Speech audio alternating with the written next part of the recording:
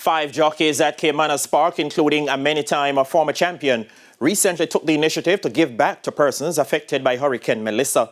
The riders, 6-time former champion Omar Walker, along with apprentices Joy Haynes, Nicardo Carr, Emilia McLean and Demar Williams, distributed care packages in the community of Hague Settlement located in Falmouth, Trelawney.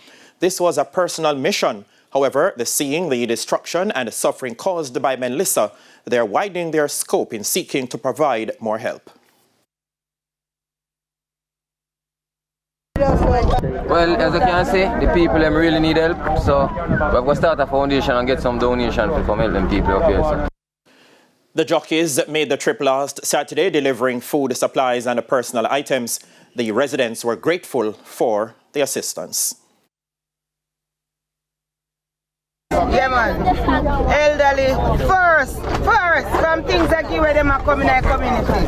On behalf of the Hague Settlement community, we're saying thanks to the Jockeys family. We do appreciate you guys, and God bless you.